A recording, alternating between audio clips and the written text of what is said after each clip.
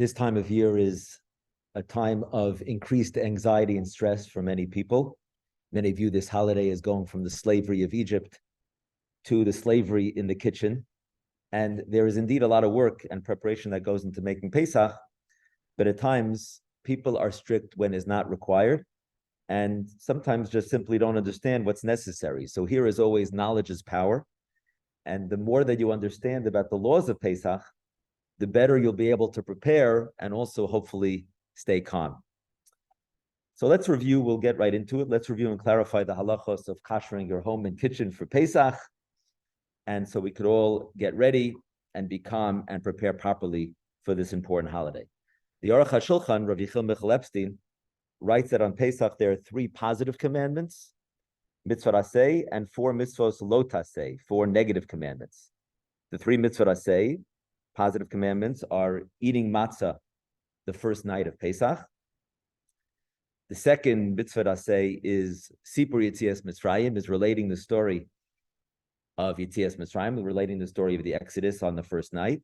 And in diaspora, so we do these mitzvot of eating matzah and also relating the story on the second night as well, of course, at the Seder the second night. And the third positive commandment is called Tashbisu, and that's the mitzvah to eliminate chametz from our possessions on the morning prior to Pesach, on the 14th day of Nisan. Those are the 3 positive commandments when it comes to Pesach. The 4 mitzvot lo taseh, the 4 negative commandments, are as follows, and you have it in the sheet that we gave out. One is shelo le'echol chametz kol Pesach. You're not allowed to eat chametz all 7 days, 8 days in the diaspora. That, of course, includes bread, pasta, cereals, all different kinds of chametz. The second mitzvah lo taseh, the second prohibition, is that you're not allowed to eat tarovet chametz, any mixtures as well that include chametz. The third mitzvah lo taseh, the third prohibition, is called lo yira'eh. The pasuk says lo yira'eh lecha se'or. It's a pasuk in Parshat Re'eh in Sefer Dvarim, which means that chametz should not be seen in your home. And the fourth mitzvah lo taseh is lo yimatzeh, shivat yamim lo yimatzeh, se'or lo yimatzeh bebatechem, that chametz should not be found in your home. Those last 2 that I just said are often known as bal yirah, bal yimatzeh. They're 2 very, very similar prohibitions, and they're often said together.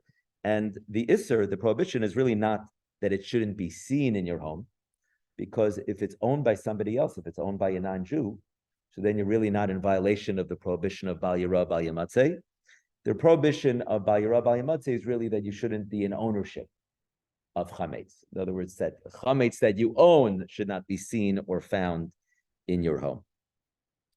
And according to the Rambam, there's a 5th mitzvah lo taseh, there's a 5th prohibition, and that is shelo le'echol chametz, so you're not allowed to eat chametz even erev Pesach, the day before Pesach, after midday, after chatzot. And the rabbinic, the rabbis added on a prohibition that we don't eat chametz after the 4th hour of the day, like 2 hours, 2 halachic hours prior to chatzot, we already stop eating chametz. And 1 hour prior to midday, we already stop benefiting from chametz, and that's when you have to finish burning the chametz. Okay, so really there's different times there in the morning where by 4 hours of the day, that's the last time to eat chametz on a rabbinic level. Then by the 5th hour, that's you can't benefit from chametz and you have to fully nullify it. We'll get back to that in a minute. And that's by the 5th hour, you have to complete the burning of the chametz. And by midday, midday, that's where there's a Torah prohibition, according to the Rambam, where you're not allowed to eat chametz already from midday. And of course, we don't own chametz anymore by that time, leading into Pesach. So with that foundation, so the question really that you could ask is that, when it comes to most food prohibitions or many food prohibitions, you're not allowed to eat it, but you're allowed to benefit from it. Something like pork, which is, of course, you might say is like the classic paradigm of a non-kosher food. You're not allowed to eat pork, but technically speaking, you're allowed to benefit from it. Let's say by let's say if you have it, you can give it to a pet. or you could, if you have it, you can give it to a non-Jew and benefit from it in that way. With regards to some prohibitions, let's say like basar b'chalev, like meat and milk, so then here it's a little more serious. You can't eat it. Of course, we don't eat a meat and milk mixture. You're not allowed to cook it. And you're also not allowed to benefit from it. There's 3 psukim in the Torah that says, let's say, lo tavashal gedi b'chalev imo.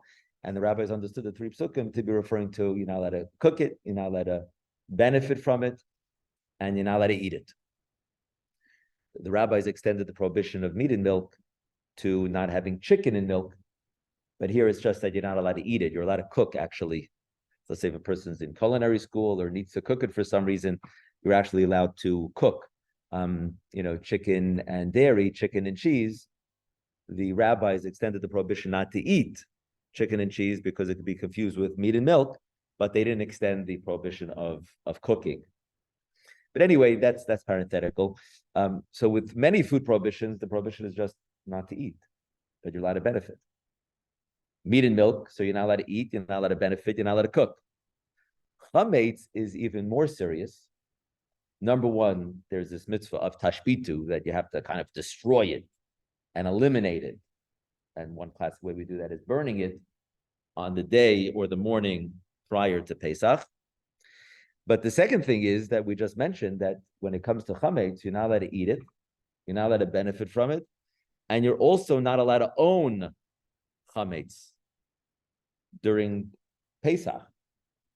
So the question is, why is chametz more serious? What is it about chametz that led the Torah to make this prohibition that's really unique against owning chametz?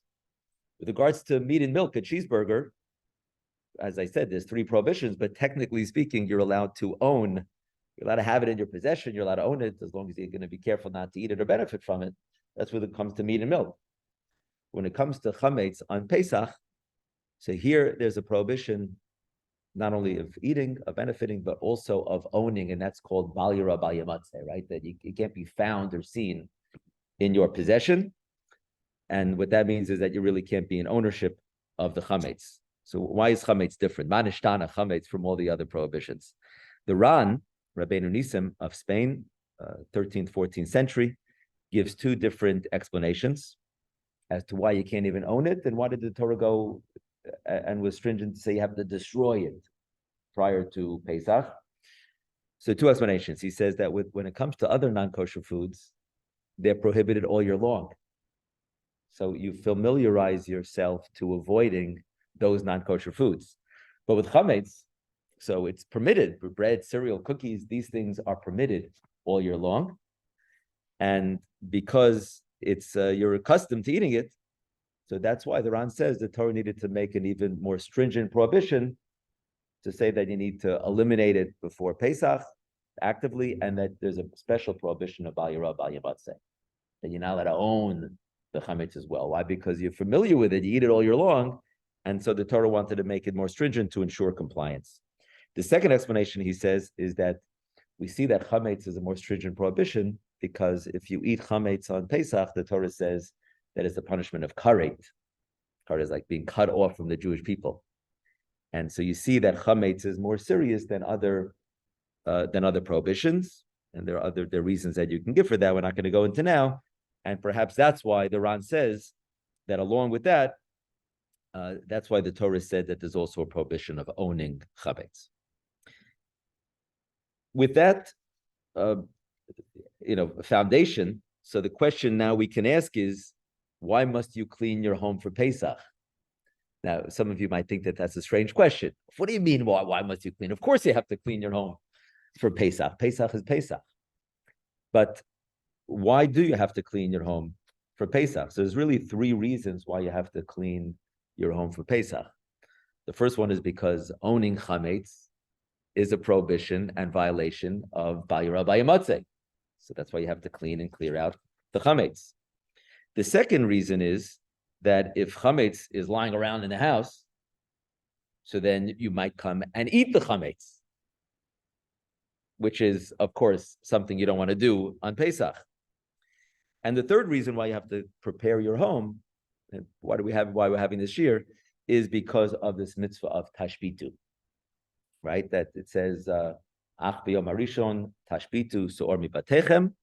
That on the first day, the rabbis understood that should be the day prior to Pesach, the morning prior to Pesach. Tashbitu, you have to destroy. You have to search and destroy all the chametz in your possession. So for those three reasons, that's why, kind of like one of these simple questions that, wait a second, why do we have to clean our home for Pesach? The reason is because you can't own chametz. Number two, because if chametz is lying around, you might come and eat it. And number three, because of this mitzvah of tashbitu.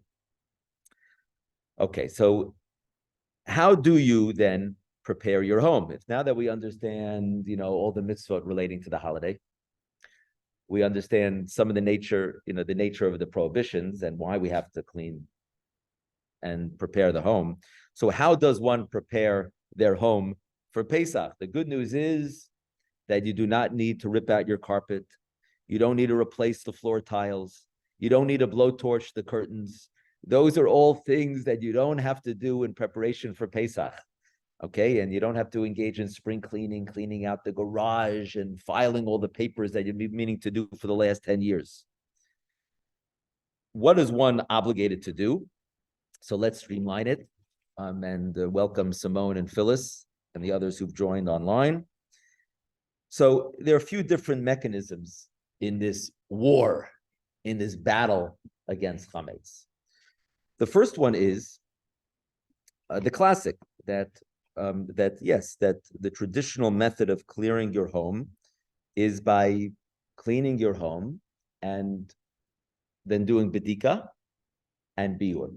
Bedika's chametz, of course, is done the night prior to Pesach, which is this year is Sunday night.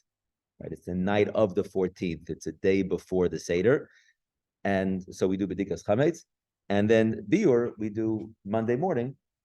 Right, the morning prior to Pesach, we burn at least the remaining chametz that we have. We'll come back to that in a second. That's one mechanism, bedika and biur. The second mechanism is what's called bittul, nullification. And the third mechanism that we have is called mechirat chametz, selling your chametz. Okay, so let's go to and elaborate each one of these. Bedika and biur. Getting your home ready. So like you do throughout the year, you sweep the floors, you vacuum the carpets. So let's talk about what you don't have to do. Well, you said you don't have to blowtorch your curtains, you don't have to do things like that, but what should you do? So you should sweep the floors and vacuum the carpets like you do occasionally all year long. If you're blessed to have a family member or a housekeeper who could help you out with these chores, of course, take advantage of that. Number two, check desk drawers quickly to make sure there's no Twix bars and other things that are there. Number three, check your jackets and coats, right? To check the pockets. You want to look at the backpacks and purses. Just look through to make sure it's clear of cookies or any food items that are not kosher for Pesach.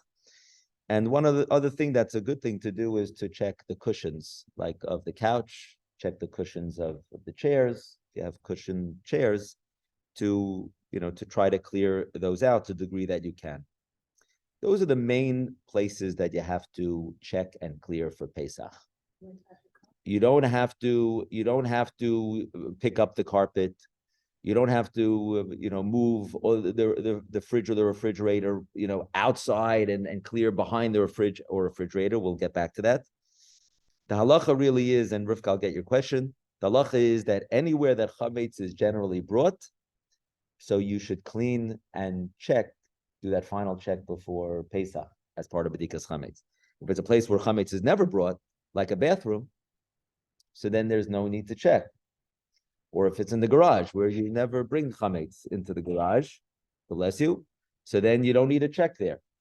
If there are children in the house, and the children are running all over the place, so then it's more challenging, because then maybe they'll bring chametz anywhere, all over the place, and so then of course, there's kind of you should try to check all the areas where chametz could possibly be brought. But the children should also be asked to help out, to check their desk drawers, to check their backpacks, to check their jacket pockets. to be involved, and you can make it a family experience, of course, in preparing the home. So don't go overboard. If you bring chametz there, you should clear it out, labriut. But that's the classic traditional way of preparing the home. Together with this idea of clearing the home, which maybe should take 1 to 2 hours. I'm not counting the sweeping and the vacuuming because that you generally do. And again, hopefully you get the family members or housekeeper, if you're blessed to have a housekeeper, right, to be involved in doing some of these things. Certainly like cleaning the floor and sweeping and vacuuming and doing basic cleaning. But there's a second mechanism which is called bittul, which means nullification. On the night of bedikas chametz, after we do the bedika, we say that any chametz that we may not know about and that we didn't find should be nullified. On the morning, this year it's Monday morning, when we do the burning of the chametz, again, we do it again. We do what's called bittul, right? It's the paragraph that begins kol chamira v'chamia dika b'shusi, and we do the nullification again in the morning. The nullification in the morning is different in one subtle, significant way, which is we say any chametz that we don't know about, or even chametz that we do know about. Everything should be nullified. On the night of the bedika, since we're doing the bedika, so that's why Chazal said, you know what, since you're doing the bedika, then that's why you should nullify it. And you only want to nullify the things that you don't know about, because you still have chametz there that you might plan to eat that night or in the morning before the end time of eating chametz. But then when you do bittul again, you do it 2 times. The second time, you do it for those things you don't know about and any chametz that you do know about. So with regards to crumbs or things that you didn't find, things that you didn't get to, that's where bittul plays a key role. The Gemara presents it that bittul actually could work and solve the whole problem. And I know what you're thinking. You're thinking, wait a second, if bittul, nullification of chametz, can work, so why not just do that? And this way you don't have to sweep the floors, you don't have to check the cushions, you don't have to check your jacket pockets, just do bittul. And the Gemara seems to suggest that bittul ba'al masaki, that actually nullification is so powerful and effective that really it does solve the problem on a Torah level. The Rad and the Rishonim give 2 different reasons why you don't want to just rely on bittul, because that's number one, because bittul is it's a mental nullification that you're doing, and that's high stakes. It's a lot riding on just your intention, and that's the reason why we don't rely on bittul. We say no, you still have to do bedika, you still have to clear the home, and you still have to do bedika and biur of the chametz, because we don't want to rely fully on the mental cognition of nullifying chametz. It's not so simple to nullify a Twix bar, or it's the second time mentioning Twix. You see what's my favorite chocolate bar, right? It's not so easy to nullify a loaf of chametz, to nullify it. And the second reason why we don't want to rely on bittul alone is because, okay, bittul could work to nullify it, so it's not considered chametz, but then you might come, if it's just lying around, again, you might come and eat it. And if you come in and if you're eating it, right, so that, of course, is going to be a terrible, serious violation of Pesach. So for those 2 reasons, that's why we generally don't rely only on bittul. But bittul is an important mechanism that's used in addition to the cleaning and preparing for Pesach. In other words, you're cleaning and preparing the home, wherever you're going to be. But the Torah wasn't given to angels. It was given to human beings. It's almost impossible to get every single crumb, wherever it might be. And that's why any crumbs that are inaccessible or any things that you didn't find, you don't have to worry about it. You don't have to stress over it, because all you have to do is bittul. How does bittul work?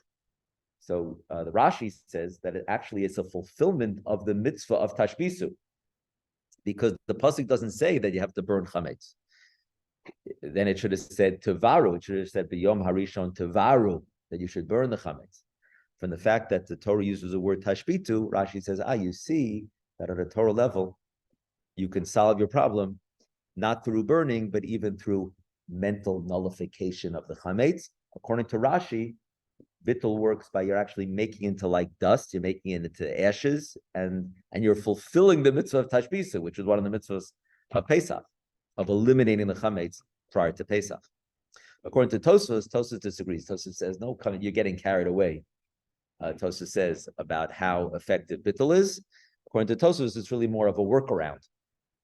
That when you do bittul, essentially you're making it ownerless. You're making it hefker.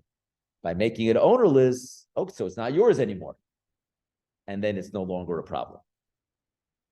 Again, this is in addition to the cleaning and the bedika and the beer that you're doing. So we do bittul in addition to that. And we actually incorporate Rashi and Tosfos in the formula that we say kol chamir v'chamia dika b'shusei, any 11 products that are in our possession. We say lahave hefker ki afra diara. It should be ownerless, like dirt and the dirt of the land. Why do we use both of those expressions? The reason is to fulfill the explanation of Tosfot and that of Rashi. So we say lahave hefker should be ownerless. That's in accordance with the position of Tosfot, that when you nullify something, when you nullify the crumbs or the chametz, you're making it ownerless. It's no longer in your possession, and therefore it's not a problem. And according to Rashi, no, you're actually making it like the dirt of the land, and you're destroying it. Might not be physically destroying it, but you're mentally, intellectually destroying it, and you're actually fulfilling tashbisu. So we incorporate both of those in the formula of bittul. The third mechanism, aside from bedika / biur, which is the classic cleaning of the house, you have this, and aside from bittul, which is a crucial mechanism to ease your anxieties, to ease the stress, you could rely on bittul. You're okay with the crumbs. And number three is mechirat chametz. The third mechanism is mechirat chametz. And some are stringent to not sell actual chametz. They'll only sell food products that have maybe a little bit of chametz in them. The widespread custom is lenient, is not like that. In other words, the widespread custom is that you could sell any types of chametz you want. You could sell a full-fledged loaf of bread that's bona fide gesunte chametz. The widespread custom is what you do is that you could sell it to a non-Jew, and the common custom, as you know, is you go to the rabbi, you appoint the rabbi. You're not selling your chametz to the rabbi. Rather, you're appointing the rabbi to be your agent to sell your chametz, any chametz that you've designated on your behalf, to the non-Jew. And what you do is you do a kinyan. The kinyan strengthens, right? You lift the pen or you lift the handkerchief, and that strengthens the fact that you're appointing the rabbi to sell the chametz for you. So what you do is you any items, in other words, any items that you're not clearing out of your home, and also big items, which is really not relevant to nullify, big items or boxes of pasta or things like that. And you should try to monitor it in the weeks leading up to Pesach, to not buy 10 boxes of pasta 2 weeks before Pesach, or to buy 4 boxes of Fiber One cereal, a week before Pesach. So you should, try to schedule it and calculate in advance. But certainly when it comes to whiskey and other things of chametz, aside from clearing it out, bedika beer, and aside from bittul, so here this is a key mechanism in our war against chametz, which is that what you do is you put it into a designated area, you tape up those cabinets, and those items are sold through the rabbi. It's sold to the non-Jew prior to Pesach, of course. Now, so these are the key ways of preparing your home for Pesach, and hopefully we have a game plan, right? With understanding the prohibitions, understanding what you don't have to do, what you're obligated to do, and I don't know. It depends on how big your house is. I guess I was once called to check some mezuzahs, and it was a home in North Beverly Hills, and it took me 4 hours to figure out how many mezuzahs and where the mezuzahs are required. So I guess for a very, very big home, so maybe it takes longer to prepare the home. That's right. That's one of the reasons why you don't have to have a big home. It's easier to prepare for Pesach, but it hopefully shouldn't take that long. It should take just to prepare the home for Pesach. I'm not talking about the kitchen. I'm not talking about the shopping and the cooking. Yes, there's certainly a lot of work that goes into making Pesach, with the shopping and the cooking and then all the meals and even preparing the home in the kitchen. But in terms of preparing the home, hopefully with these three mechanisms, you have a game plan of doing it without getting carried away. Let's take a pause for a second if anyone has any questions. Yeah. Rivka, go ahead. Yes, there will be a community burning of the chametz, and stay tuned for the details. I think it is going to be. We'll let you know. We'll let you know. By Shavuos, we'll let you know where the beer. No, I'm just kidding. We'll send out a note. I was notified that they are arranging a community burning of chametz, and I think by the Eula Girls High School again on Key Street, but we'll send you the information. Yeah, Isaac. What about Erev Pesach? You go from early midday, take when you gathered in the Dika the night before, and you want to go after midday. So that's great. And you then go home, but you're still before the time where you have to consider everything, and you still eat, the chametz that may be left. Yeah, as long as it's before the deadline of eating chametz. No, I understand it, but if you burn. Oh, you burn the chametz already. Then you should do that after. You should do that at the end. Yeah, you should finish eating your chametz. Have the muffin, have the donut or the cereal prior. Then you go burn the chametz. Okay. Any questions from online? Yes, Simone. Hi. So the thing where you hide the bread and then go find it with like the feather and all that, is that halacha, or is that just like a minhag or something that we do with the kids, or is it real and we should be doing it? Okay, I'm so glad you're asking that, because I mentioned it. That's bedika, but I didn't really spend that much time on it. That's a very important mitzvah. Okay. It's usually assumed to be a rabbinic mitzvah, but it's leading to the Torah mitzvah of clearing out your home for Pesach. And so, is it a Torah mitzvah? Is it a rabbinic mitzvah? But bedikas chametz is a very, very important mitzvah that we do in preparing for Pesach. And we do that on the night before the holiday. This year it's Sunday night. And what you do, it's a custom to put out the pieces of bread. You don't really have to do that. And certainly some people, what they do is they just put out the 10 pieces of bread, and then that's all they do. They just look for the 10 pieces of bread. The idea is that by putting out the 10 pieces of bread, which is more of a Kabbalistic concept, it's a widespread custom to put out the 10 pieces of bread.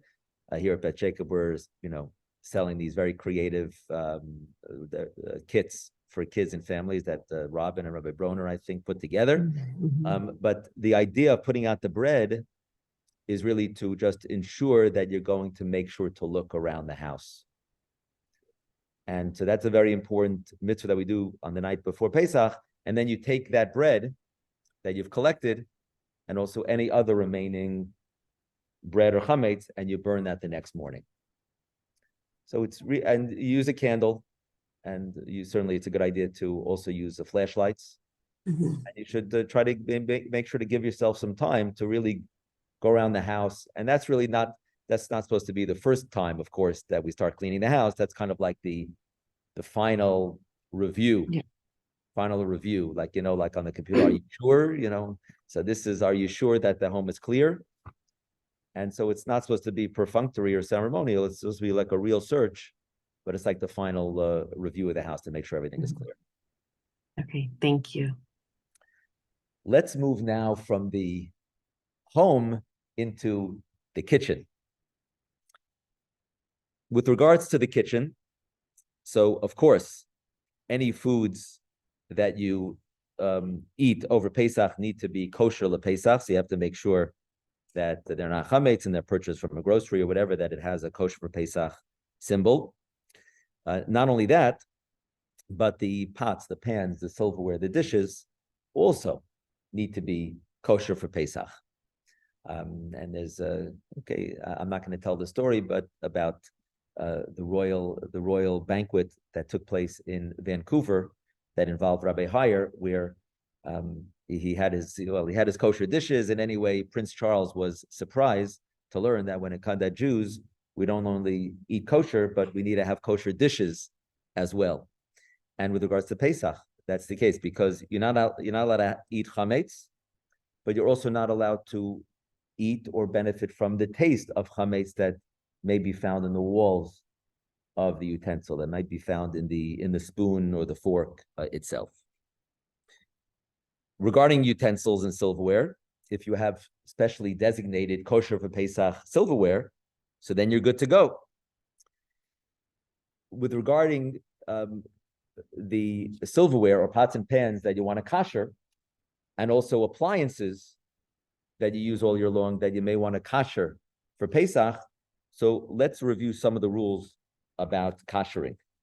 And here at Beth Jacob, we have a morning of kashering. I think we're doing that. That's April 14th, a Sunday morning, where you could bring your pots and pans and silverware and kosot here to do the kashering at Beth Jacob. But let's review some of the basic laws of kashering, and then we'll apply to the kitchen in a step-by-step fashion. The pasuk in Bamidbar, Parak Lamed Aleph Pasuk Chabet, says, Kol davar, you have it on your sheet in the middle, Kol davar asher yavo ba'esh tavir ba'esh. This was in the aftermath of their war against Midian, and they suddenly had all these pots and pans and silver dishes. So it says that anything that is used through fire has to be purged and kashered through fire. V'chol asher lo yavo ba'esh, and anything that's not used through fire, taviru b'mayim, you should purge it and kasher it through water. What does this mean? What this means, this is teaching us the concept of kabolo kach polto. If you want to impress your religious family members over Pesach, you can say you kashered everything in accordance with the principle of kabolo kach polto. And of course, you're also a religious family member, but do you want to, if you want to impress, right? Kabolo kach polto means as a pot absorbs the taste of chametz or not kosher, that's the way to remove the taste. In the same way, in the same medium that it absorbed the problematic taste, that's the way you remove it. So what does this mean in practical terms? Let's say if you have a pan or grill that's used for food without the medium of water, so then it's used kind of through fire. It's like a grill grate. So then the only way you're going to be able to kasher that is through fire, which is called libun. If you have a pot or a pan that's used for food with the medium of water, it has sauce or it has water that you use with it, so then it requires what's called hagala, kashering through boiling water. And another principle, let's say, or another application of this is if you have a countertop or you have a sink. So here, any problematic ingredient, it fell on it, right? Where you put some chametz on it during the course of the year. And a lot of the rules of kashering utensils is for Pesach, but also let's say something becomes not kosher accidentally. So how do you kasher it? But we're focusing, of course, on Pesach. But if you have a countertop or sink that's poured upon, the way to remove the chametz taste is by pouring boiling water over it. That's called irui rotchin. So you have it on your sheet. You have libun is number 1, number 2 is hagala, number 3 is iru rotchin. So that's kind of 3 applications of this principle of kabolo kach polto, kind of to give you a framework. Not answering all the questions, but why does a particular utensil need a specific method of kashering? Okay, so it depends. If it's used by fire without water, that's going to be tougher. You're going to need to use a blowtorch, or it's going to need like red hot heat of libun. If it's used with water, and that's most of the times there's water involved in some way, so then we do hagala, we immerse it into boiling water, and that's what we're going to be focusing on in terms of kashering. And the third way is through if it's like a sink or a countertop, so then you pour, right? The way to kasher it is by pouring boiling water over it. We're going to explain a little bit more details about all those 3 things, especially the hagala, which is the main way of kashering. But before we get into more specifics, which materials can be kashered and which materials cannot be kashered?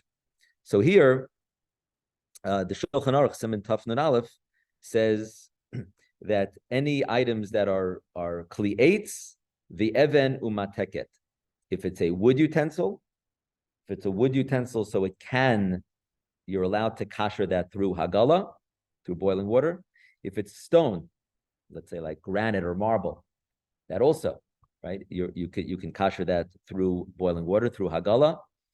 And the third thing is mateket. That's metal utensils. That's right, the silverware, pots, the pans, and things of that nature. So that all could be kashered through hagala. We'll talk about the different steps of hagala in a moment. What about earthenware? So here, as many of you know, there's a leniency when it comes to earthenware and a stringency when it comes to earthenware. So this is good if you have a couple gets married and they get the china. So according to most poskim, my understanding is that they do not need to tovel that in a mikvah. Okay, that's something also. We're not going to really talk much about toveling, but if you buy a new item, it kind of has to be, if it was manufactured by a non-Jew, if you buy it from an Israeli company that's different, or a Jewishly owned company that's different, then you're fine. But if it's manufactured by a non-Jew, it kind of needs to be converted. And the way you do that, how does somebody convert? They go to the mikvah. Similarly, you have to bring a new pot, anything that's metal or glass, you have to bring to the mikvah. And this is one of the things. You get to the kela mikvah, and of course it's closed, right? Because that's the rule. It's always closed when you get there. No, I'm just kidding. It's often seems to be closed, and then you got to go back a second time and a third time.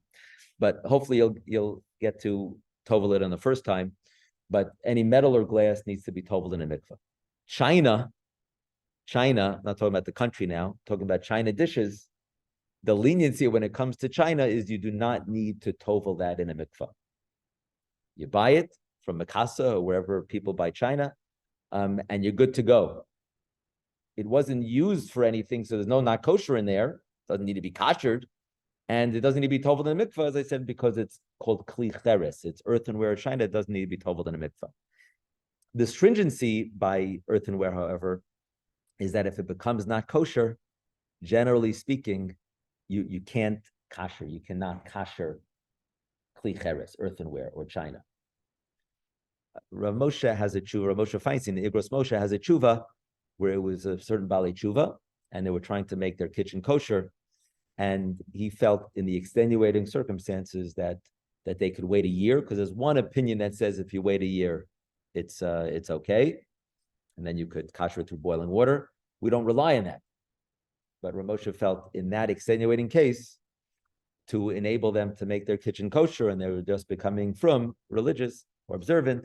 And so he said you could wait a year and you could do Hagala 3 times, because there's one opinion that says that when the halacha says that you can't kasher earthenware or China, that means to do it 1 time. But if you do it 3 times, so then it's doing it 3 times, and that's going to work even for China. Again, we don't follow that opinion either.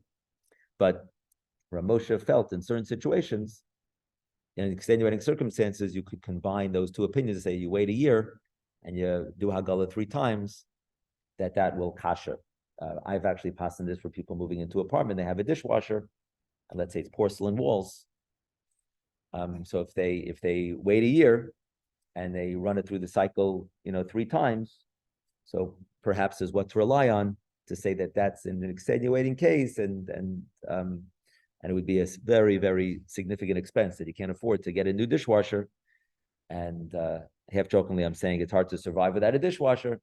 Okay, so perhaps 3 times you wait a year. But in general, or another example, let's say if you like a very expensive family heirloom, or a China dish, and you use it every yontif or whatever it is, and it becomes not kosher by accident. But by accident, somebody put the dairy onto the meat, the China dish, and this is this is passed from generation to generation to generation, and it's a very expensive dish. Okay, so ask a shaila, because it could be that you don't have to throw it out, based on that leniency of Rav Moshe Feinstein. But in general, Another exception is like if you put it into a kiln at a very, very high temperature, but who knows if it's going to survive the kiln.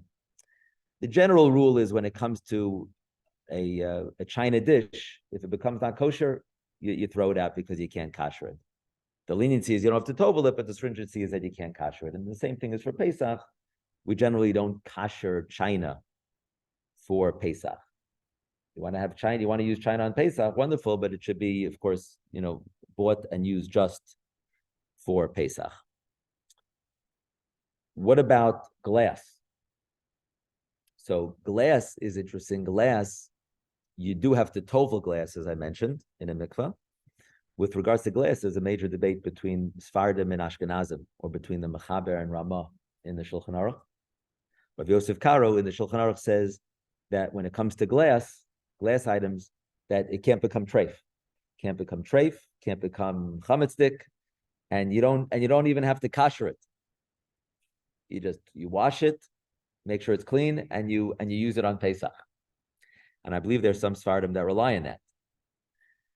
The Ramah and Ashkenazic practice is that not only do we say that it's not true that it doesn't need to be koshered, but you can't kosher it. So it's the other extreme. And that's our general practice. Ashkenazic practice is that we don't kosher glass. That you have a special kosher Pesach glasses, but we don't take our glasses from during the year and kosher that. Okay, we kosher metal. You can kosher stone, as we said. You can kosher wood, but we don't kosher earthenware. China. We don't or cannot, according to Ashkenazic practice, we don't kosher glass. And what about one other important detail when it comes to, let's say, wood, is that the Mishabura says that it has to be something smooth. Because if it has like cracks or nooks and crannies, then you're not going to be able to clean it out. If you can't clean it, so then you're not going to be able to kosher it. Kashering kind of presupposes a precondition of kashering is cleaning, as we'll get back to in a second. So if you have a wood item, you can throw that into boiling water and kosher it that way, but that's kind of assuming that it's kind of a smooth wood utensil. So all metals can be koshered, smooth wood utensil, granite or marble countertops, and things of that nature. All those can be koshered. What about plastic? So this is a major, major debate regarding plastic. The Minchas Yitzchak, Diane Weiss, permits koshering plastic. And that's a very important psak when it comes to if you have a microwave that has plastic walls and other things that are plastic. And I heard this psak many years ago from Rabbi Neuberger that you're allowed to kosher plastic. In other words, it's similar to metal in that group of things that can be koshered. It should be koshered if you want to use it for Pesach. The Igros Moshe or Moshe Feinstein, however, paskins that you cannot kosher plastic, and that it's similar to China, similar to Kli Cheres, that you cannot kosher. And when I asked Rabbi Willig paskin that it's better to be machmir. So I'm presenting to you two opinions. There are some poskim that are lenient about it. There are many poskim that say you should be stringent not to kosher plastic. So it's two different opinions when it comes to plastic. Now that we understand a framework of some of the different methods of koshering, and we kind of have a knowledge, right? Kind of a crash course knowledge of the different materials, what can be koshered, what cannot be koshered. And glasses, by the way, the Mishabura says that by glasses, let's say a person they don't have any glasses. It's just one set of glasses. So the Mishabura says, and I think you could rely on this, I believe, let's say if the glasses were just used for cold during the year, although who knows how they were washed, and they were washed with other chametzik utensils. But let's say it's used for cold during the year, and when it was washed with soap. So then again, it's better not to kosher glass. But if kind of extenuating case and you don't have any other glasses, the Mishnah says you could do what's called milui v'irui 3 times. Part of the reason why I'm mentioning this is because it's a cool other way of koshering. We generally don't do this, but when it comes to glass and you need a kosher it, extenuating case, you do what's called, this is number 4 on the sheet, milu v'irui. What you do is you fill up the glasses, or let's say you put it in a bathtub of water, you leave it there for 24 hours. Then you empty out the water after 24 hours, and you put in another, right, and you fill it up with water, and it sits in the water for another 24 hours, and you do that again a third time. It's called milui v'irui, kind of like filling and pouring out 3 times, each one 24 hours. So that's a way to kasher glass. Again, we usually don't do that, but I figured I would just mention, because that the Mishnah Berurah says it, then it's a cool other way of kashering. Again, if you need glasses in a pinch, especially if it was used just for cold. So, what boiling water, kashering? Okay, of course, a great method. You want to come to Beth Jacob. It's always a good idea to come to Beth Jacob. Okay, good things happen at Beth Jacob. You see good people, and it's always nice to come to the shul. But a little secret that I'm going to share with all of you is that it's really not difficult to kasher utensils. And although you might need like a big pot, and it could get a little messy, and that's why it's great. Come to the shul to do your kashering. We'd love to do it all for you, but it's really not that complicated. And so over the course of the year, if something becomes not kosher, so you can usually kasher it. Again, if it's metal or wood, or it's the countertop or something, you could or the sink, you could kasher it. And certainly in preparing for Pesach, you can kasher it. What are the different steps of kashering? So there's 4 steps of kashering through the form of hagala, boiling water. Okay, the first step is you need to clean the item thoroughly. Okay, remember we said that if there's like a nook and cranny or cracks, then you can't kasher because you can't clean it. So the first step in kashering is typically you need to clean it thoroughly. The second step is you need to usually wait 24 hours before kashering it. The reason for that is because, let's say you have a non-kosher item or you have a chametzik utensil. So you fill it up with boiling water. What happens? The taste comes out of the wall into the water. But what's preventing it from going back into the wall? You ever wonder about that? So one of the ways we avoid that problem is by, if you've waited 24 hours, so let's say you put a spoon, a milchik spoon by accident into I'm talking about all year round now, right? You put a milchik spoon into the chicken soup by accident.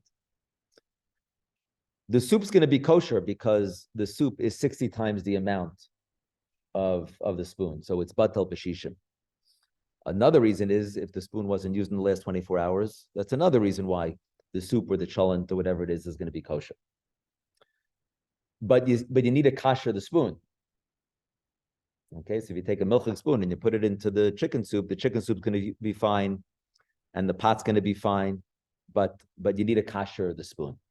So what do? You put it aside, and you try to avoid what happens to most people, which is that the spoon is put back into the drawer, and then you don't know which spoon it is.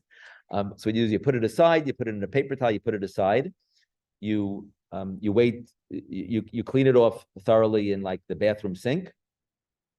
You wait 24 hours.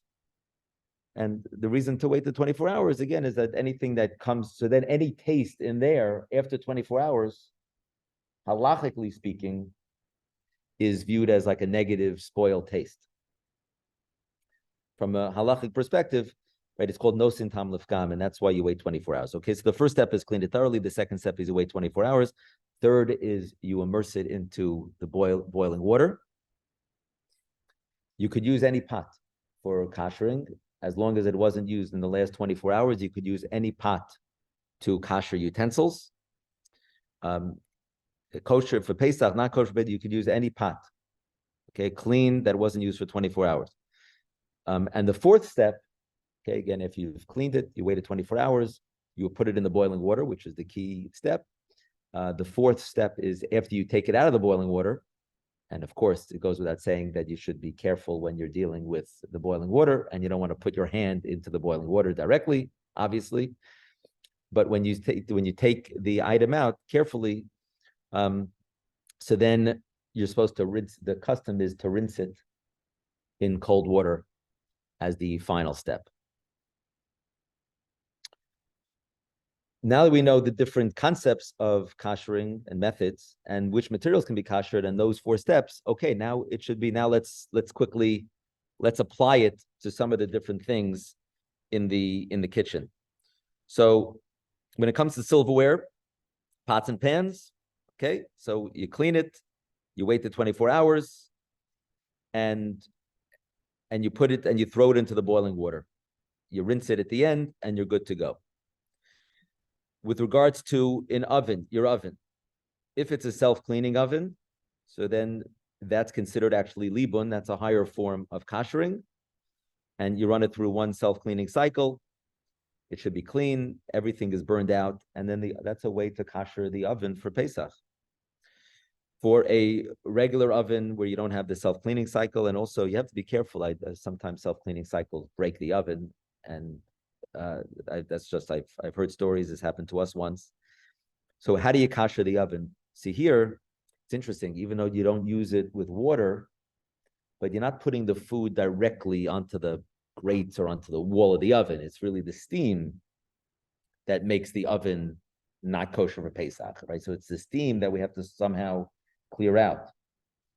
So for this reason, we usually assume that you do the following. You clean it thoroughly with an oven cleaner like Easy Off. The rack should be cleaned well. Again, right? So the oven should not be used for 24 hours. And then you set the oven. Okay, there is an opinion that says, no, you gotta use a libun, you gotta use a blowtorch. However, I think the majority opinion and what I've always relied upon is the position that no, that you don't have to use libun. What you do is you rely on kabolo kach polto. Remember that principle? Kabolo kach polto means that as it absorbs, that's how you extract. So what you do is you set it to the highest temperature for an hour, and you run the oven for an hour. That's considered an application of the principle of kabbalah kapolto. That's you set it to the highest temperature. You've cleaned it. You waited 24 hours. You ran it for 1 hour without anything in it, of course, and that will kasher your oven. It's very easy. Okay, again, the cleaning of the oven with the Easy Off, that takes time. Again, if you're zocha to a housekeeper or somebody to do it for you, go for it. Microwave. Well, so if you could survive Yantif without a microwave, this way you could survive. You don't need it for Chol Hamoed or whatever. So then close off the microwave. But if you want to use the microwave, and if it's plastic walls, and you want to rely on that position, that you can kasher plastic.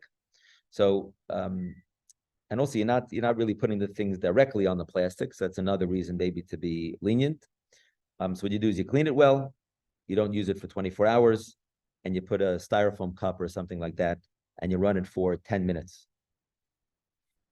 After the 10 minutes, take out the cup, and you fill it again, and you put it in a different spot. You put it in a different spot. So this way, the spot where the first cup was on will also be kasher. I heard that from Rav Shechter, to put it in an additional spot, and you run it for another 10 minutes. Be careful, of course, when you're removing the water. And with regard to the tray, you can either, the tray is glass. Remember, we said that you don't kasher glass. So either, you could either remove the tray, or if you cover that well, you wrap it well. You either replace it or remove the tray, or you cover the tray very well with saran wrap or something like that, and that should be good to kasher your microwave.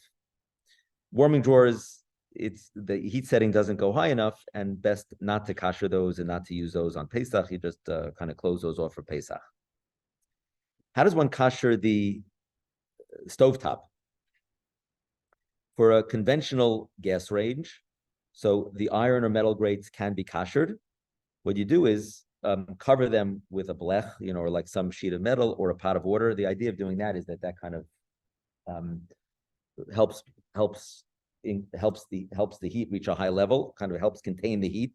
So you're kind of covering over the grate with a pot of water, and you turn the burners on the highest setting. Rabbi Willig told me to put it on for a half hour. I've heard over the years, maybe even less. When I pressed Rabbi Willig, he said, okay, you want to do it for less, but, for at least, 15, 20 minutes or a half hour, do 2 at a time. That's just because, just to make sure. I've heard that if you put all 4 burners on at a time or all 6 burners on at a time, that could ruin the oven. So that's not a halachic reason, but perhaps it's a good idea practically to do 2 burners at a time. Now, the burners themselves do not need to be kosher, just cleaned. The area between the burners should be cleaned and covered with aluminum foil, or just make sure not to put anything down there. And then the grate is kosher. Again, the grate was cleaned, and you waited 24 hours. You might not even need to wait 24 hours because this is libun. It's burning it out. But in any case, you're putting it on for at least 20 minutes, half hour. That's kashering the grates of the stovetop. Yeah.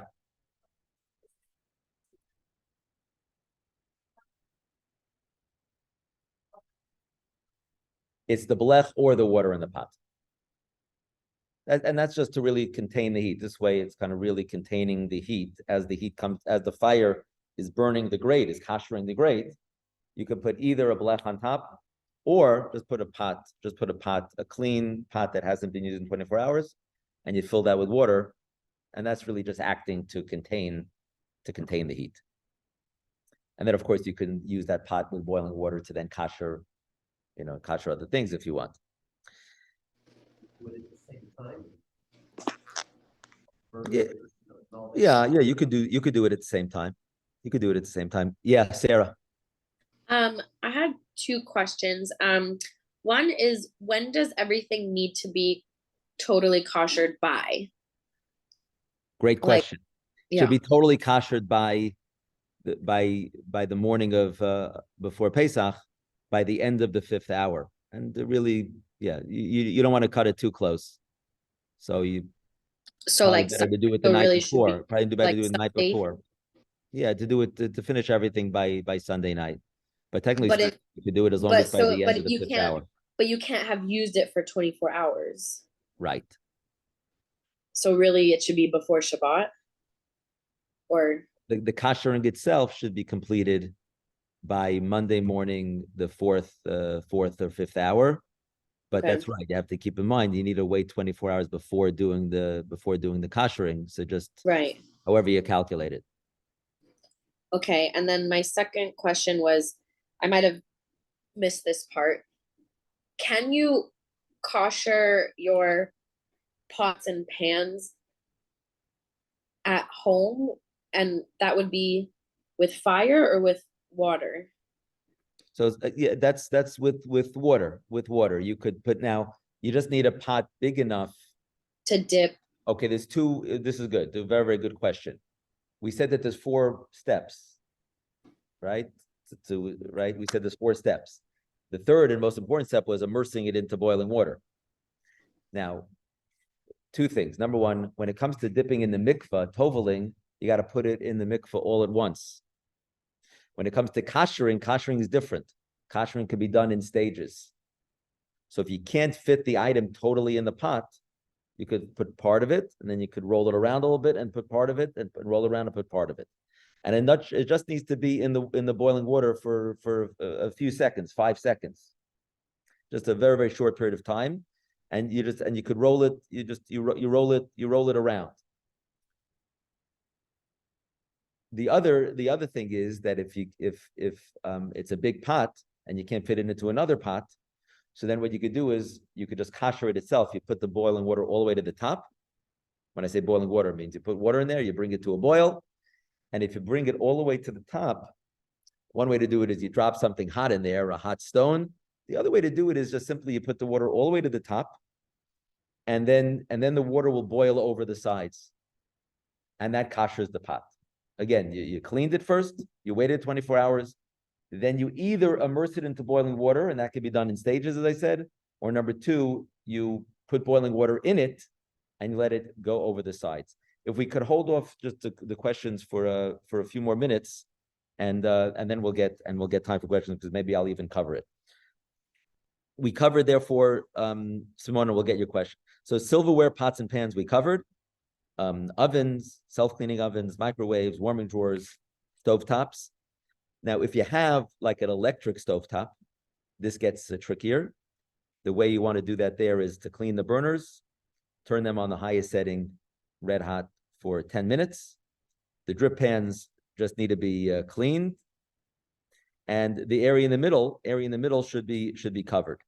If you have like a glass or one of these Saran smooth top range, so it's like electric and it's a smooth top, this is even harder. What you do is again, clean, don't use it for 24 hours. You put on the burners for 10 minutes to get it to a glow. And you put like, if you can, put like a little disc on the area of the burner so that the pot is going on the disc, a quarter, something like that. So you're putting the pot on top of that. And the rest of the area, now, if you could pour boiling water over it, you do that. But be careful before doing that. Make sure that that's not going to ruin the stovetop. So if it's possible, you pour boiling water over it. Or if you can't do that, do what I said. Just bring it to the highest temperature and place trivets on the area in the middle if you want to place the pot down in any of the areas between the burners. Now, sinks, how do you deal with sinks? If it's china or porcelain walls, those cannot be kashered, and you need an insert. If it's a stainless steel sink, so then you could kasher that. Of course, if you want to have an insert, you can have an insert. I once had somebody call me and say, Rabbi, can I kasher my stainless steel sink? I said, yes, and here's how you do it. No, but really, I always thought you need an insert.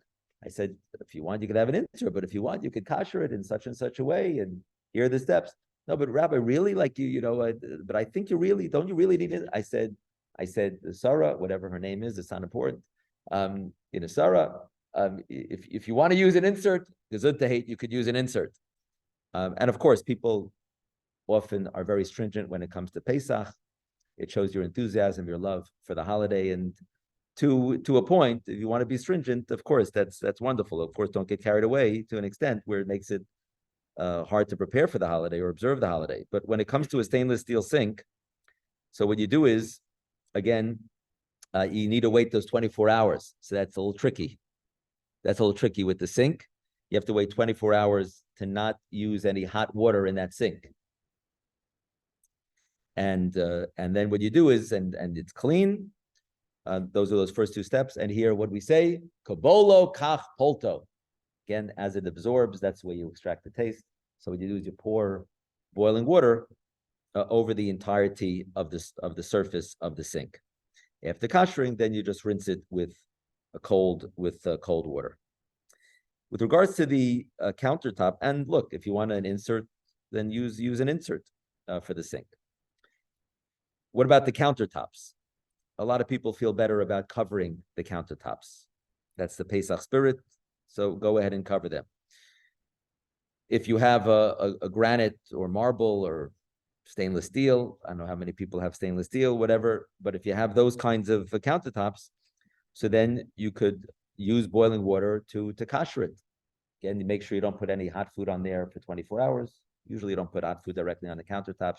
So it's interesting, countertop is really not a serious concern because the chametz stuff doesn't go hot directly on there. And when it's Pesach, you're not putting really stuff directly on there. But the minhag certainly is to either cover or kasher the countertops for Pesach. If you want to kasher the counter, so what you do is you pour boiling water over it. The other way to do it, it's messy to pour the boiling water. You have to have a lot of towels ready to go. And maybe a good idea that you don't have, all the family that's visiting, or, kind of like watching as if, they're watching at the zoo, watching you try to kasher all the counters with this boiling water going all over the place. So another method is you can steam. If you have one of these really high-powered steamers, and so the poskim say that that's another method. If you go slowly and you steam the counter, that would be another way to kasher the counter. Again, a lot of people feel better about covering it, not covering it, than boiling water to kasher it. But you could also do the steaming is another method. If it's a porcelain or enamel or silestone, countertop, if it's one of those, that should be covered because you're not able to kosher. You're not able to kosher those. Hold on 1 second. Tablecloths and napkins. Tablecloths and napkins, just launder. Okay, you're not allowed to launder money, but you're allowed to launder tablecloths and napkins. So you just launder them and they're good to go for tablecloths and napkins. High chair, clean it thoroughly, then cover the tray with some kind of contact paper or the like. KitchenAid and mixers and blenders, really those should be stored away with the chametz utensils because it's really difficult to clean all the small parts of those mixers and things of that nature. The refrigerator, clean it thoroughly. I think it's better to not leave real chametz. Let's say you want to sell chametz. I think it's better to not leave real chametz in the fridge or the freezer. But look, if it's if you have chametz and you have tinfoil over it and it's clearly marked and there's no way you can get to it, then you could technically speaking include that in the mechira. It's better if you can, I think, to not have any chametz products in the fridge or the freezer. What you do is to make it Pesach-dik, you clean it, and the minig is to line the shelves. Okay, I don't think you need to move out the refrigerator or the wall unit or the dresser. You don't look. You want to do that from time to time, every few years, just to clean it. But for Pesach purposes, I don't think you need to move it. It's inaccessible. Any crumbs there are not edible. You're doing bittul, remember? You're able to do bittul, so that solves that problem. I don't think you need to move out the refrigerator. Kiddush cups, the custom is, even though it's used for cold, the custom is to kosher those, because often those are washed with the chametz sticky utensils during the year. So what you do if you want to use Kiddush cups on Pesach, so you do hagala in boiling water. Silverware, we said it's hagala.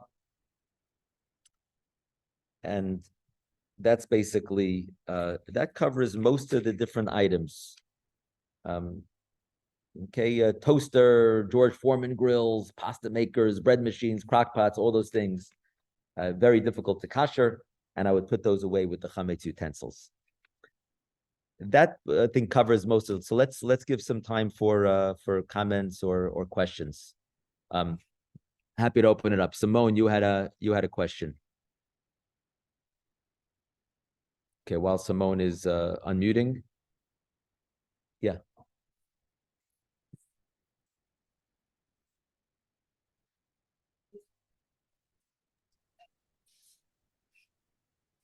So you have the line, like you have an insert, and so everything goes in the insert. So I don't think you need to cover the sink because again, it's clean, and the only concern really, I guess, if it's hot water, that's what's going to fill up the sink. But anyways, you try not to let anything fill up. You have your insert in there, so I don't think you need to. Right, the water will drain, but I'm saying, and then the water is not kind of like filling up in the sink. So that you try to make sure that the water just doesn't like fill up. But otherwise, I don't see a reason to have to cover the sink because you have the insert. Okay, yeah. Marilyn, you're on mute. The last few years, you were a little bit lenient with the dishwasher because honestly, it's very difficult for me to wash all the dishes. My guests are insistent on using China all the time. Can we, if we do the multiple cycles, can we use the dishwasher? Okay, thanks for mentioning the dishwasher. Yeah, I might not have mentioned dishwasher. So if it has stainless steel walls, although the racks usually have some plastic on them, but I think if it has stainless steel walls, again, you wait the 24 hours, and according to Rabbi Willig, you run it through 2 cycles. I think I might have told you that, and I'll say that again, that if you could survive Pesach without the dishwasher, then do that. But if it's if that's a hardship, and you want to be able to use the dishwasher, run it through 2 cycles, one with soap and one without soap. Thank you. With nothing in it. Try to clean it to the degree that you can. If you go down to the bottom, try to clean that area of the drain at the bottom of the dishwasher.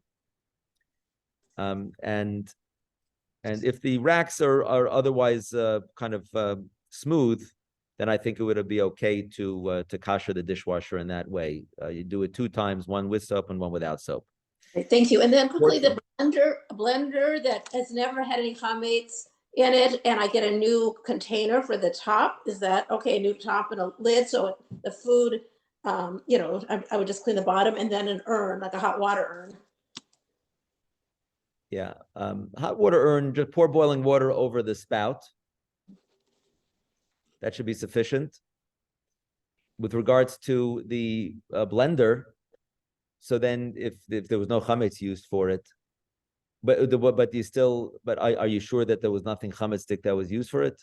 No, but I would get I'm sure of that, but I would get a new container just in What about case. the So blade? I would get all that. What I would get new, I would just be using the bottom machine. That's Yeah. fine. Oh yeah, that's fine. That's fine. If you have a new container and new blades, that's fine to use the bottom machine. Thank you. Yeah. You're just clearing your throat. Okay. So great. Hopefully that explained most things. Yeah, Rivka has a question. Yeah, medicine and cosmetics. So that's I put that on the sheet here. There's really 2 schools of thought when it comes to medicines and cosmetics. There is a stringent position, and you have books about this, which is that if there's any chametz in the medicine or in the cosmetic, that you should avoid using it. And that's why you have these some of these books that are that you have that show you what has no chametz in it. But I believe the majority opinion and the position of the OU, which is that anything inedible is by definition not chametz. So if you have any non-chewable pills, yeah, look, if it's very easy to get a substitute that you're sure is chametz free, then go for it. But what I tell people and what the OU position is that any non-chewable pills are permitted for Pesach. Why? Number one, they're inedible. They're nifsala achilas kelev. They're inedible, and therefore, by definition, they're not chametz. And number 2 is that you're ingesting it in an unusual way. You're not even eating it in a regular way. You're just swallowing it whole. And so for those 2 reasons, non-chewable pills are fine. And similarly, creams and deodorants and soaps and these kinds of things are all okay. So look, if you want to check Star K or a Blumenkrantz or a Bessin, they'll give you the products listing. That's all according to the stringent position that if there's chametz in there, that's a problem, even if the thing is inedible. And there is such a position, but I think the majority opinion, what I advise people is that all these things are fine. Deodorants, creams, and non-chewable pills, as I said, that these are all fine because they're all inedible. Lipstick, you want to cut off the end or buy a new lipstick because that's going to, maybe it has like a little food on it or whatever. And anything that's edible, like liquid medicines or chewable items, those are edible. And so then that's a whole different story. And then you should really check to make sure that those are chametz free. The other thing that I wanted to just touch on quickly was what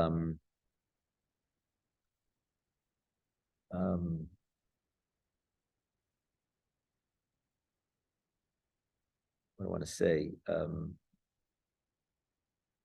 Yeah, okay, that's basically, yeah, so it's a nice custom to try to have chametz-free toiletries, but again, that anything that's inedible is by definition not chametz. Yeah, there was something else, but I don't remember it now. You need that as a rule. I'm not talking about vitamins, I'm talking about medicine. Yeah, but you still can't have chametz on Pesach. If there's sakana, there's a danger to your life, then okay, that overrides all other considerations. But 8 days without one of your medications. yes, so then that's right. If there's a danger to your life and it's a person has a serious condition, then you're allowed to take the medication for that reason. But what I'm sharing with you is, okay, let's say there's a substitute where you can get the medication where it's the same medication, but it doesn't have the the chametz ingredient. Do you have to like search for that? What I'm telling you is that any non-chewable pills, it's totally fine. Oh, totally, it's fine. The OU says the OU's position is it's totally fine. and it's good. You don't have to sell those things as part of the mechiras chametz. Okay, so hopefully we've clarified the different requirements for getting your home and kitchen ready for Pesach. Really, there's a concept called lefum tzara agra. According to the effort, is the reward we get. And so hopefully all of you should get reward for preparing for Pesach, but that doesn't mean to go overboard. And I think it's very important as you engage in this mitzvah to do it with happiness, to do it with simcha. And to also remember that the preparation that we put into something, that also has religious value. And there's many sources that teach us this. So it should give you a good feeling when you're preparing for the holiday that you're actually, that you're being rewarded for the preparation and the effort that you're putting into it. And anything that you do above and beyond, so Hashem should show special favor to you. The Gemara says that because we go above and beyond with Hashem, and we bench even if we have a small amount, so Hashem goes above and beyond in his treatment to us. And similarly here with regards to Pesach, don't go overboard. Don't get carried away. Don't make it too difficult for yourselves. But whatever effort you put into it, lefum tzara agra, you get rewarded for that. And number two, any stringencies that you take, in any ways you go above and beyond, Hashem should show favor to you and bless you all with a chag kosher v'sameach. Thank you so much.